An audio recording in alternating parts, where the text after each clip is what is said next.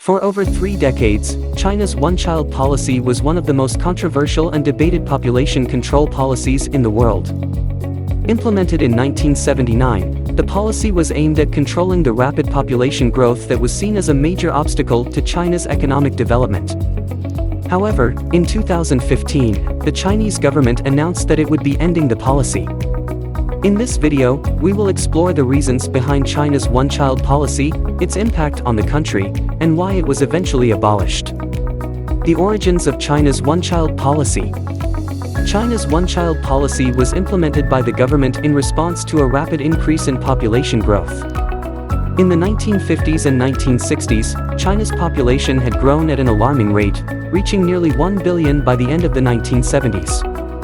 This led to concerns about the country's ability to feed and support its people, and the government began implementing a series of policies aimed at controlling population growth. In 1979, China implemented the one-child policy as a means of controlling the population growth rate. The policy mandated that each couple could only have one child, although there were some exceptions for rural families and those with disabilities. The policy was enforced through a system of fines, penalties, and incentives, including bonuses for those who complied with the policy. Impact of the one-child policy. The one-child policy had a profound impact on China's population and society. The policy was successful in reducing the country's population growth rate, but it also had unintended consequences. One of the most significant impacts of the one-child policy was the gender imbalance it created. Many Chinese families preferred to have a male child, leading to a disproportionately high number of males in the population. This was due to cultural and economic factors, such as the preference for male children to carry on the family name and take care of their parents in old age. The preference for male children also led to an increase in sex-selective abortions and female infanticide, resulting in a shortage of females in the population. The one-child policy also had a significant impact on China's economy. While the policy helped control population growth, it also led to a rapidly aging population and a shrinking workforce. This posed a serious threat to the country's economic development, as there would be fewer workers to support the growing number of retirees. Why the one-child policy was ended. In 2015, China announced that it would be ending the one-child policy and allowing all couples to have 2 children. The decision to end the policy was influenced by a number of factors.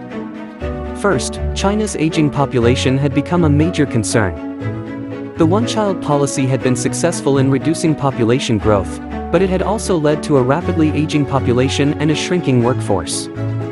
This posed a serious threat to the country's economic development, as there would be fewer workers to support the growing number of retirees. By allowing couples to have 2 children, the government hoped to increase the number of births and ease the burden on the workforce. Second, there was growing public pressure to end the policy due to concerns about its impact on individual rights and freedoms. The one-child policy had been controversial since its inception, with many critics arguing that it violated individual rights and freedoms. As China became more prosperous and developed, many people felt that the policy was outdated and no longer necessary. Finally, there were concerns about the social and economic consequences of the one-child policy. The gender imbalance created by the policy had led to a shortage of brides in some areas of the country, which in turn had led to an increase in human trafficking and other illegal activities. By ending the policy, the government hoped to address these issues and promote a more balanced population. In addition to these factors, there were also some economic and political considerations that influenced the decision to end the one-child policy. China's economy had been slowing down in recent years, and there was concern that the aging population would further hinder economic growth. By allowing couples to have 2 children, the government hoped to increase domestic consumption and stimulate economic growth. The decision to end the one-child policy was also seen as a way for the government to promote social stability and legitimacy. China's Communist Party had come under increasing criticism in recent years for its strict control over society, including its population control policies. By ending the one-child policy, the government hoped to show that it was responsive to the concerns of the people and willing to make changes to improve their lives. In conclusion, the one-child policy was a controversial policy that had a significant impact on China's population and society. While it was successful in reducing population growth, it also created a number of unintended consequences that had negative impacts on society and the economy. The decision to end the policy in 2015 was a significant change in China's population control policies and marked a new era for the country.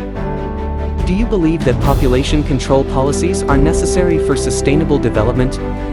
Or do they infringe on individual rights and freedoms? What are your thoughts? Leave your comments below. If you like this video, hit the like button to show your support.